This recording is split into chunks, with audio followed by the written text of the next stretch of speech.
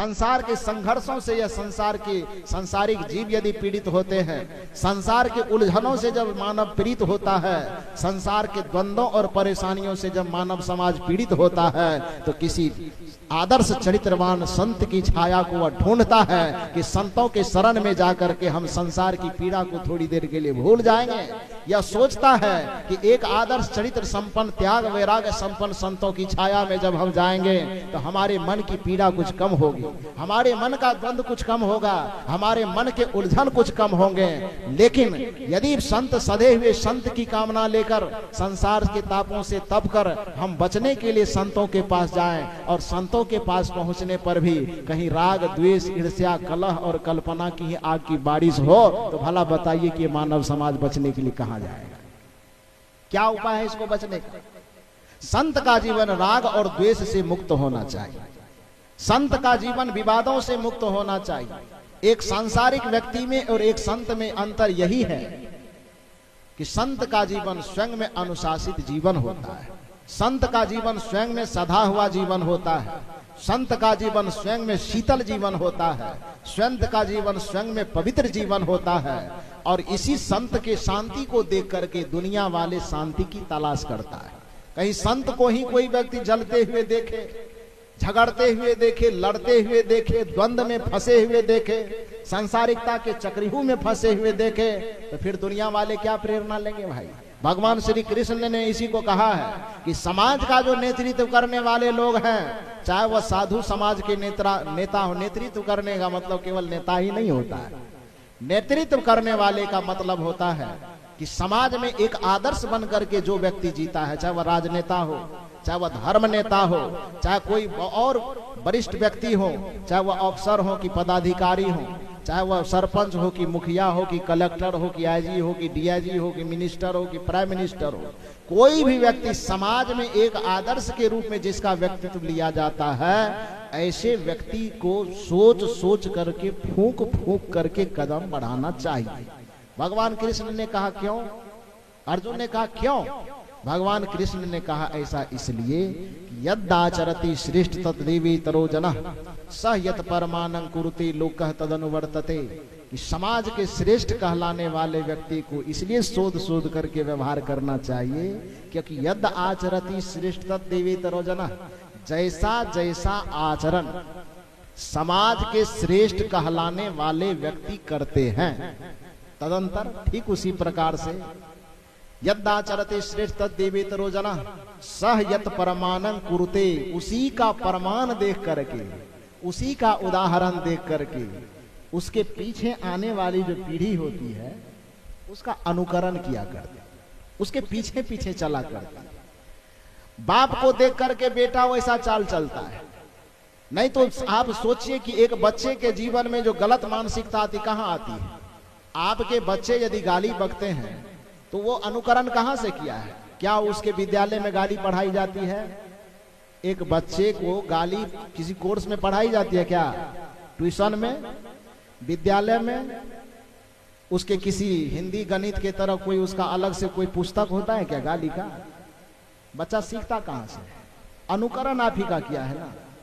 जैसा जैसा आप बोलते हैं बच्चा आप ही की बोली को सीखता है, जैसा जैसा आप बैठते हैं बच्चे आपके देखने को, बैठ करके देखने को वैसे बैठता है, जैसा आप सोचते हैं आपके सोचने के तरीका को देख करके ही बच्चा आपसे सीखता है।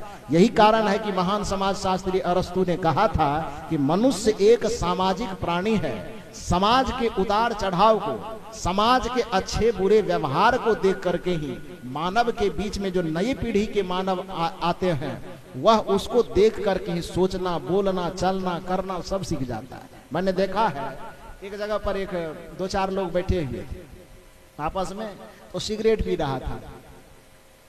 रास्ते से हम गुजर रहे थे, संजोग की बात उसके बगल में छोटा छोटा बच्चा सब बैठा हुआ था। तो बच्चे के पास सिगरेट खरीदने का तो पैसा नहीं है, सामर्थ्य नहीं, तो बेचारा कहां से खरीदेगा। तो क्या कर रहा था, ध्यान दीजिए, आप लोग भी देखे होंगे, कभी अपने समाज में अनुभव किए होंगे। तो सब लोग आपस में बैठ करके चार आदमी सिगरेट पी रहा है, तो बच्चे के पास ना पैसा है ना हिम्मत है, तो सिगरेट खरीद करके कहां से लाएगा? तो करे क्या बेचारा?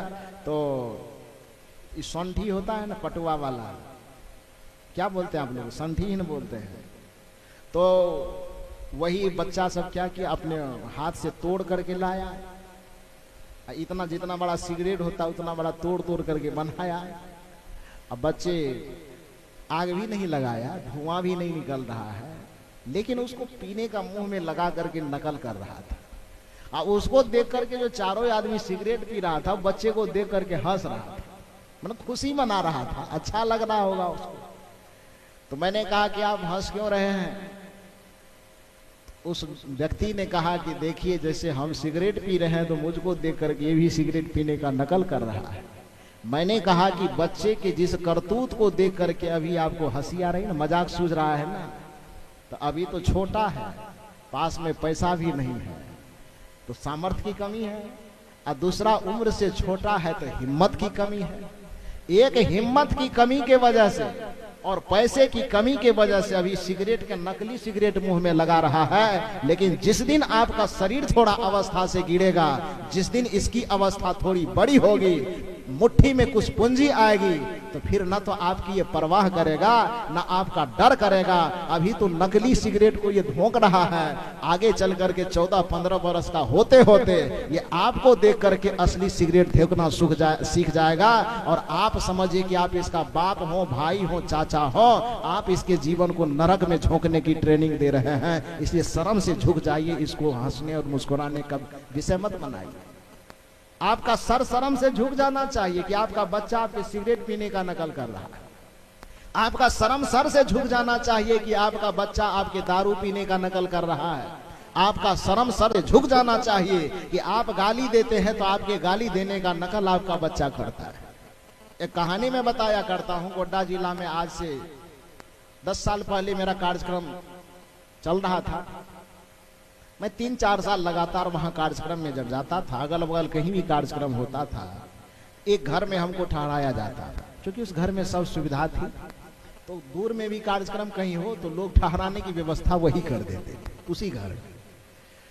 तो लगातार 3-4 बार गए तो उस घर के एक बच्चे थे जिसकी उम्र लगभग 3-4 वर्ष की रही होगी।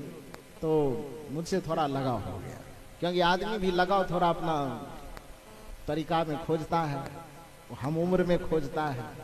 तो बच्चे लोगों से और युवा लोगों से हम लोगों की पटरी जल्दी खा जाती है, बुढ़वे लोग सबको ढूंढता है। हम लोगों से युवा साथी हैं, बच्चे हैं, उन लोगों से पटरी ज्यादा थोड़ा खाता है, बूढ़े लोगों से पटरी थोड़ा कम खाती है।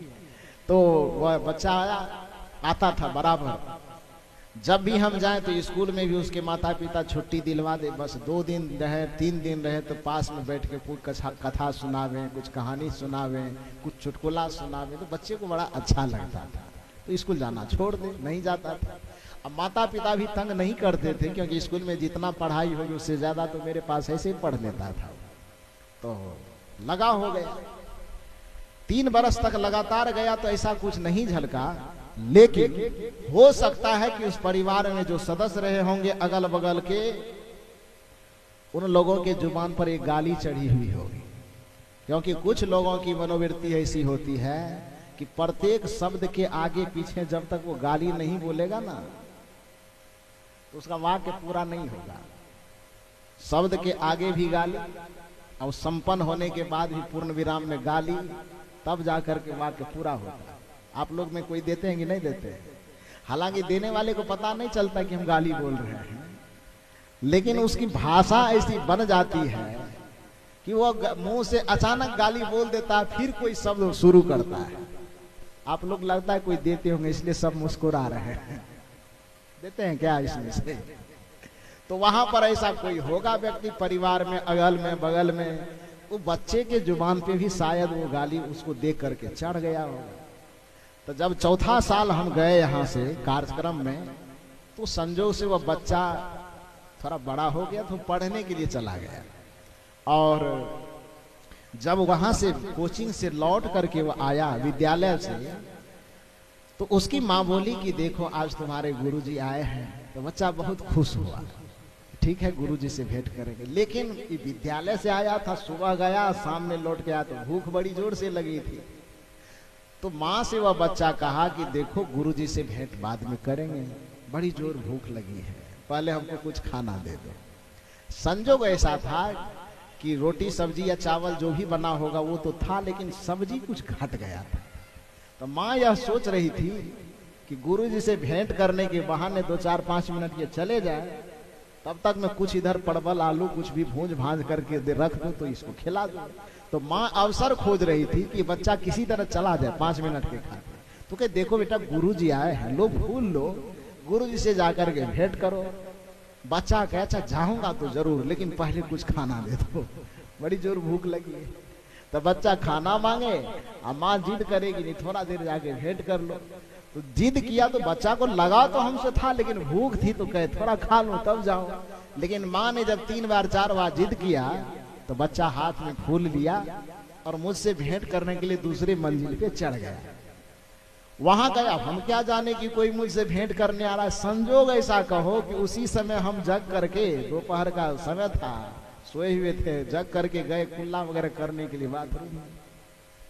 और वहां से निकलते निकलते, अब हमें पता होता कि बाहर में कोई खड़ा है तो झटपट में निकल के आ जाते, लेकिन हम अंदर में थे तो हम जहाँ 2 मिनट लगे तो 4 मिनट 5 मिनट लगा रहे थे कुल्ला वगैरह करने में। तब तक में किसी तरह 5-6 मिनट बीत गया। वो बच्चा फूल लेकर के मेरे पलंग के पास खड़ा है। एक तो भूख है, जाना चाह नहीं रहा था मिलने के लिए, खाएंगे तब मिलने जाएंगे। जबरदस्ती माँ भेज दी थी कि जाके भेंट करो।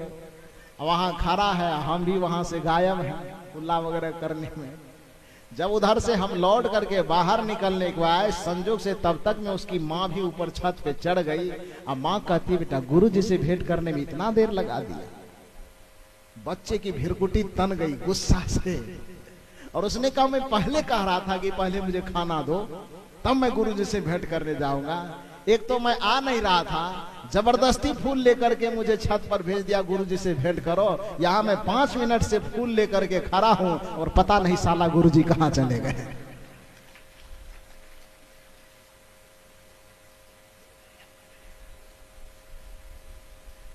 जैसे मैं निकला ना, हम तो सुन करके अवाक रह गए। उसकी माँ जोर जोर से ठहाका मार करके हंसने लगी। मैंने उसके माँ से कहा कि आप हंसो मत, ये हंसने की बात नहीं है, ये तुम्हारे लिए बहुत चिंता की बात है। ये तुम्हारे लिए चिंता की बात है।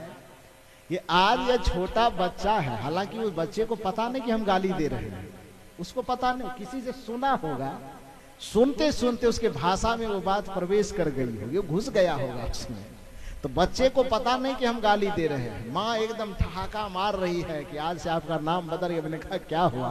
कहा हम लोग भी आज से आपको साला गुरुजी ही कहेंगे। तो मैंने कहा कोई बात नहीं, कह लो, लेकिन ठीक है हंसने बोलने के लिए आप कहो, कोई बुरी बात नहीं है। लेकिन एक बात याद रखो कि यह आपके लिए, चाहे आप माता हो चाहे आप पिता हो, यदि आपके बच्चे के जुबान पर गाली चढ़ती है, साला हो साली हो या और कोई इससे अभद्र गाली चढ़ती है, तो यह आपके लिए हंसने और मुस्कुराने का विषय नहीं है। क्योंकि एक बच्चा यदि अभी मुस्कुरा करके या हंस करके आपको साला और साली कह रहा है, और आगे जब वही भाषा उसकी जुबान का अंग बन जाएगा, हिस्सा बन जाएगा, और बड़ा होने के बाद जब आप बूढ़े होंगे और बच्चा जवान होगा, उसके बाद यदि उसको क्रोध का आवेग आएगा और उस समय यदि बाप को साला कहे और माँ को साली कहे, तो कौन आश्चर्य की बात है? कोई बात है जी? ये कहां से सीखा उसने? वो अनुकरण किया बड़ों का। क्योंकि गाली देने की ना तो कहीं कोई यूनिवर्सिटी खुली हुई है, गाली देने का ना तो कोई पुस्तक छपा हुआ है, गाली देने के लिए, गाली सीखने के लिए ना कोई टीचर है, ना कहीं उसको सिखाने का कोई ट्रेनिंग स्थल है। तो सीखा कहां से? इतने अभद्र अभद्र वाक्य वह बच्चा कहां से सीखता है? बड़ों का अनुकरण करता है। तो भगवान श्री कृष्ण कहें कि समाज में जो बड़े लोग हैं, चाहे वह माता हो, चाहे वह पिता हो, चाहे वह गुरु हो, चाहे वह सरपंच हो, चाहे वह मुखिया हो, समाज का जो भी एक नेतृत्व करने वाला हो, परिवार का जो भी नेतृत्व करने वाला हो, जो पीछे की पीढ़ी का नेतृत्व करने वाला हो, उसे फूक फूक करके, शोध शोध करके अपने जीवन का आचरण करना चाहिए। कहा क्यों? कहा इसलिए कि यद आचरते श्रेष्ठ तद देवेतरो जनः सह यत परमानं कुरुते लोकः तदनुवर्तते। कि जैसा जैसा आचरण, जैसा जैसा व्यवहार, जैसे जैसे विचारों का संपादन आगे की पीढ़ी श्रेष्ठ पीढ़ी किया करती है, उसके पीछे चलने वाली पीढ़ी भी उसी का अनुकरण करके, उसी का सीख करके आचरण करती है। इसलिए बड़ों की जिम्मेदारी है कि वह अपने आप को संयमित और साध करके जीवन जिए। मैंने आपसे कहा यह कि हमारे जीवन में जो विवाद होते हैं, साधु का जीवन बड़ा आदर्श जीवन होता है, साधु का जीवन बड़ा चरित्र संपन्न जीवन होता है, साधु का जीवन बड़ा सधा हुआ जीवन होता है। साधु के जीवन से समाज को बहुत बड़ी अपेक्षा होती है, वैसी ही अपेक्षा जैसे धूप में तपे हुए व्यक्ति की अपेक्षा छाया से होती है। गुरुदेव जी कहा करते थे कि धूप से तपा हुआ व्यक्ति छाया में जाए और कहीं छाया से भी आग की बारिश हो तो आदमी फिर कहाँ जाए। संसार के जलन से, संसार के पीड़ा से, संसार के उलझन से तपे हुए इंसान जब नजर उठा करके देखता है तो उसे लगता है कि हम संत के शरण में जाएंगे तो सुखी हो जाएंगे, उसे लगता है कि हम संत के शरण में जाएंगे तो हमारी समस्या मिट जाएगी, उसे लगता है कि हम संत के शरण में जाएंगे तो हमारी पीड़ा का हरण हो जाएगा। लेकिन संत के पास जाते हैं तो बेचारा वही एकदम कोई केस में, तो कोई मुकदमा में, तो कोई लड़ाई में, तो कोई झगड़ा में, कोई लाठी में, तो कोई भाला में, कोई फरसा में उलझा हुआ है। तो भला ये बेचारा कहाँ जाएगा, ये कहाँ जाएगा जी? ये दुनिया वाले लोग सुलझने के लिए कहाँ जाएंगे?